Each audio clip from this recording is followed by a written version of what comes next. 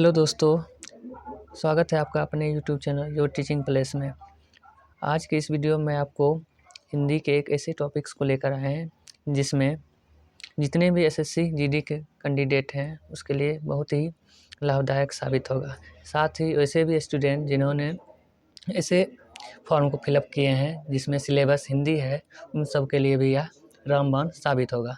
तो शुरू करते हैं आज का टॉपिक्स, जिसमें हम टॉप 50 ऐसे अशुद्ध शब्दों को लेकर आए हैं जिसका शुद्ध स्पेलिंग के साथ लिखना हम बताएंगे। तो शुरू करते हैं आज का वीडियो हम। जैसे पहला नंबर है कंठ।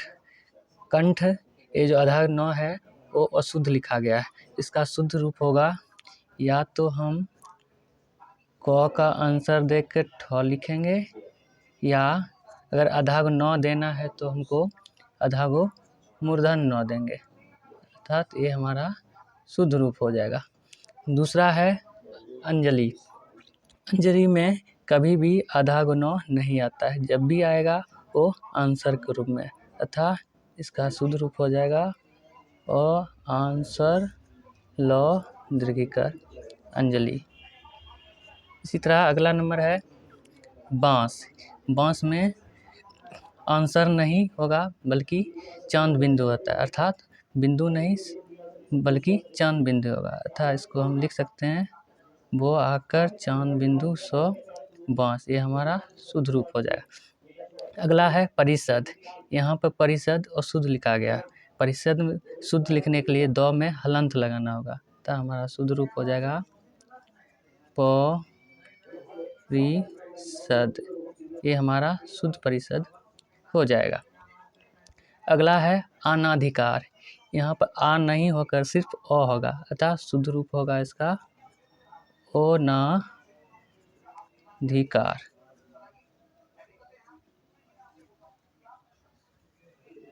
इसी तरह अगला है हमारा बारात।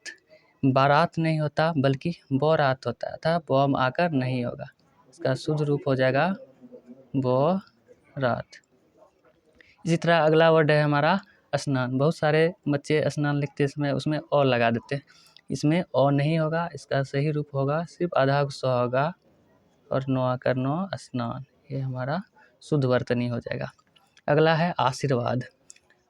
आशीर्वाद में स में हर्षिकर ना होकर दीर्घिकार होता है, अर्थात इसका शुद्ध रूप हो जाएगा आ स दीर्घिकार व आकर रेप देना है द, आशीर्वाद। इसी तरह हमारा अगला है तत्कालिक।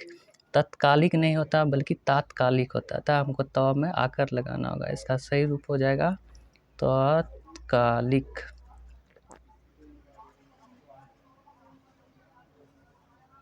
इसी तरह अगला है हमारा नौदान। नौदान नहीं होता बल्कि हमारा शुद्ध रूप होता है नादान, अर्थात इसको हम लिख सकते हैं नादान। इसी तरह अगला है हमारा भागीरथी। भागीरथी नहीं होता है बल्कि भागीरथी होता है, अर्थात भ में आकर लगाना होगा, अर्थात इसका शुद्ध वर्तनी हो जाएगा भागीरथी। अगला है हमारा परलौकिक। परलौकिक नहीं होता बल्कि पारलौकिक होता है, अर्थात दूसरा संसार, पारलौकिक।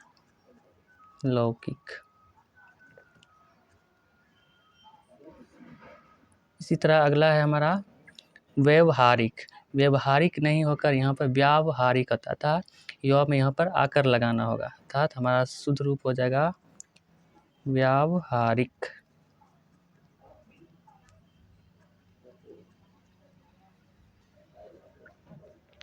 अगला शब्द है हमारा सांसारिक। यहाँ पर सांसारिक ना होकर इसका सही रूप हो जाता है सांसारिक, अर्थात स में आकर लगाकर उस पर बिंदु लगाना पड़ेगा, अर्थात हमारा सही रूप हो जाएगा सांसारिक।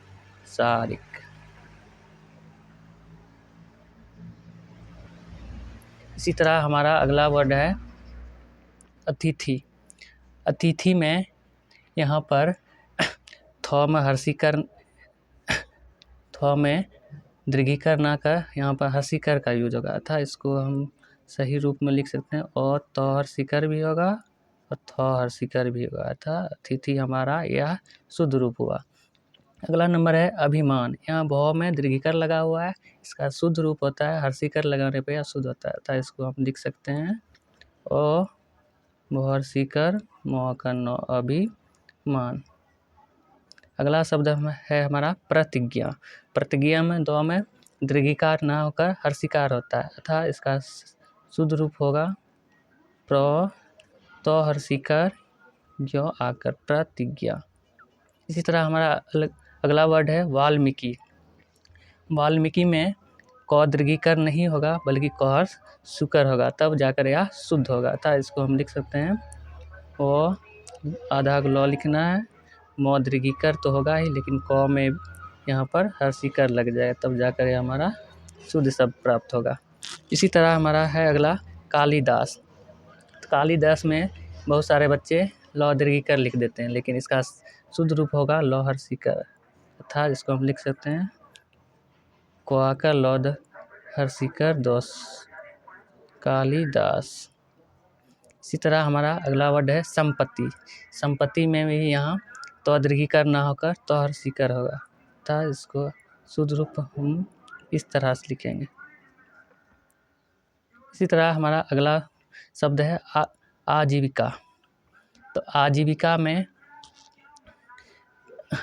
में वह हर्षिकार लगाया जाता है, ना कि आजीविका लिखा जाता है, अतः वह में हमको हर्षिकार लगाना होगा, तो इसका शुद्ध रूप हो जाएगा आजीविका।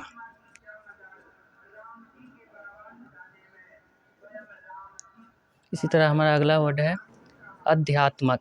यहाँ पर अध्यात्मक नहीं बल्कि आध्यात्मिक होता है, अर्थात इसका शुद्ध रूप हो जाएगा अध्यात्मिक।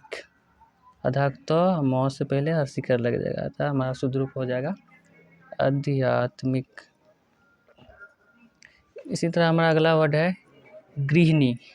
गृहिणी यहाँ पर अशुद्ध हुआ, इसको सही शुद्ध रूप होता है गृहिणी, अतः ह में हर्षिकार लगाना होगा, तो हमारा शुद्ध रूप हो जाएगा गृहिणी। इसी तरह हमारा अगला वर्ड है साहित्यक।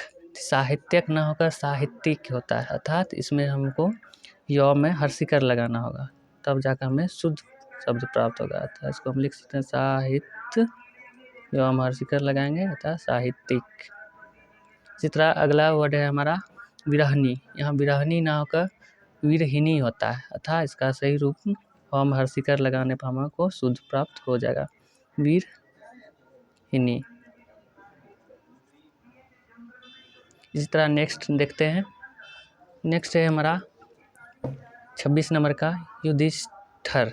यहाँ पर युधिष्ठिर इसका शुद्ध रूप हो जाएगा, अर्थात यहाँ पर हमको हर्षिकार तो होगा ही, उसके साथ ठ में भी हर्षिकार लगाना पड़ेगा, तब जाकर हमको युधिष्ठिर का शुद्ध अर्थ प्राप्त होगा। इसी तरह है अगला नंबर हमारा रचयिता। पर रचयिता ना होकर रचयिता होता था, च में नहीं बल्कि य में हर्षिकार लगाना पड़ेगा, तब जाकर हमें शुद्ध शब्द प्राप्त होगा। इसी तरह इसको हम लिख सकते हैं रचयिता। अगला शब्द है हमारा कौशल्या। यहाँ पर कौशल्या नहीं मतलब इसका शुद्ध अर्थ होता है कौशल्या, अर्थात इसका शुद्ध उच्चारण हम लिख सकते हैं कौशल्या। इसी तरह हमारा अगला शब्द है अहिल्या। तो अहिल्या ना होकर अहल्या इसका शुद्ध रूप होता है, अतः ह से हर्षिकार को हटाना पड़ेगा, तो हमारा शुद्ध रूप हो जाएगा अहल्या। इसी तरह हमारा अगला शब्द है कवियित्री। बहुत सारे बच्चे व में भी हर्षिकार लगा देते हैं, लेकिन इसका शुद्ध रूप होगा कवियित्री, अतः सिर्फ य में हर्षिकार होगा बल्कि व में नहीं, तो हमारा शुद्ध शब्द हो जाएगा कवियित्री। हमारा अगला वर्ड है संग्रहित। संग्रहित नहीं होता बल्कि संगृहित होता है, अर्थात इसका शुद्ध अर्थ होगा संगृहित।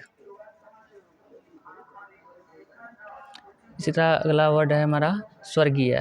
तो यहाँ पर गौ में हर्षिकार ना होकर दीर्घिकार लगाने पर हमको शुद्ध शब्द प्राप्त होगा, अर्थात इसको हम लिख सकते हैं इस तरह से, हम इसको शुद्ध रूप लिख सकते हैं स्वर्गीय। इसी तरह हमारा है अगला पीताम्बर।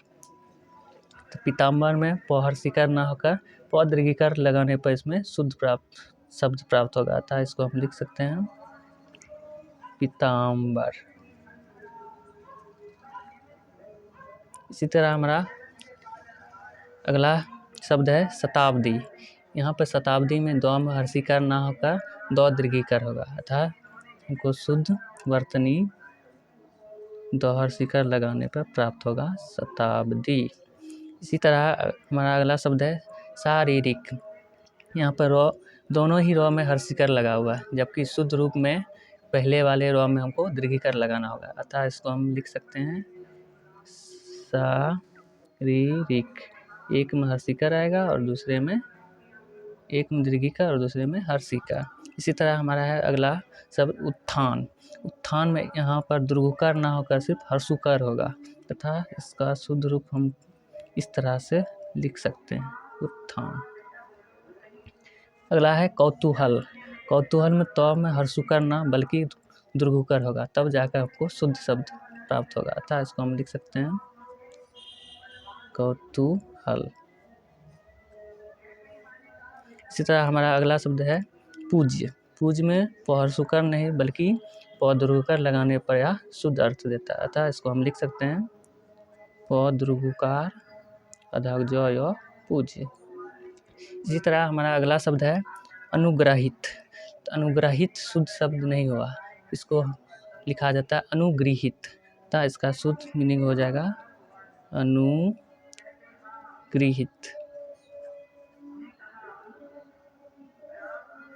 इसी तरह हमारा अगला शब्द है पैतृक।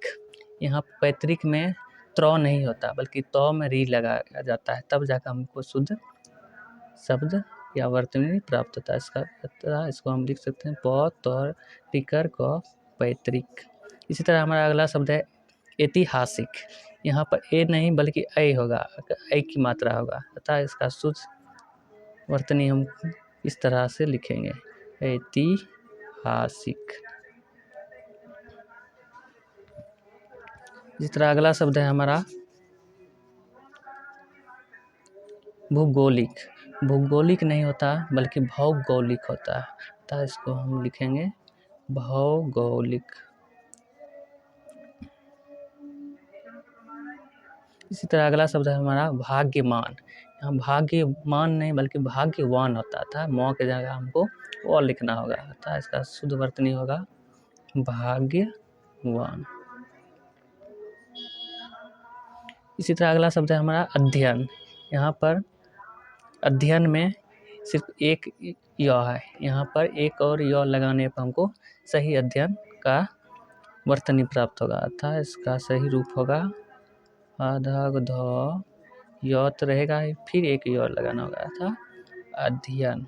इसी तरह हमारा अगला शब्द है आकांक्षा।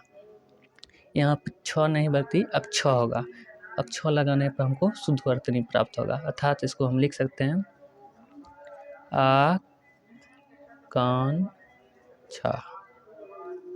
इसी तरह हमारा अगला शब्द है बसंत। यहाँ ब नहीं बल्कि व होगा, कहीं भी हमको वर्ड में व मिला रहता है, बसंत ऋतु, था इसका शुद्ध अर्थ हमको व लगाने पर प्राप्त होगा, था वसंत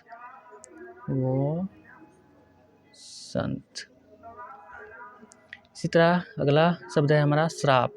यहाँ पर श्राप नहीं बल्कि इसका शुद्ध रूप साप होता है, था तालम से आकर प लगाने पर हमको शुद्ध वर्तनी प्राप्त होगा।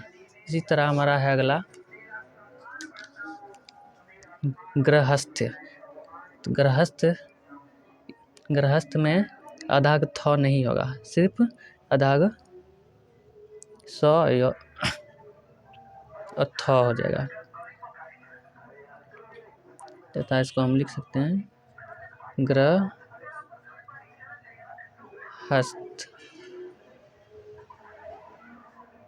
सॉरी, यहाँ पर थोड़ा स्पेलिंग में गड़बड़ है, यहाँ पर थ होता, ता हमारा शुद्ध शब्द हो जाएगा गृहस्थ। इसी तरह अगला शब्द है हमारा राज्यपाल। राज्यपाल नहीं होता बल्कि राज्यपाल होता है, अर्थात आधा ज और य लगाने पर हमको सही वर्तनी प्राप्त होता है, अर्थात हमारा सही स्पेलिंग हो जाएगा राज्यपाल। उसी तरह हमारा अगला शब्द है उज्ज्वल। बहुत सारे बच्चे उज्ज्वल लिखते टाइम एक तो आधा ज लगाते हैं बल्कि दूसरा पूरा ज लगते हैं, जबकि सही रूप में इसका दोनों ही आधा ज लिखना पड़ता है, अर्थात हमारा शुद्ध रूप हो जाएगा दोनों ही ज को हम आधा लिखेंगे। इस तरह से हमारा शुद्ध रूप प्राप्त हो गया। इस तरह हमने देखा कि बहुत सारे शब्द ऐसे रहते हैं जिसमें बहुत सारी अशुद्धियाँ रहते हैं, उसको हम शुद्ध तरीके से कैसे लिखेंगे। ये था हमारा टॉप 15 जो हमारे एसएससी स्टूडेंट वाले के लिए, जिसका हिंदी है उसके लिए बहुत ही उपयोगी साबित होगा।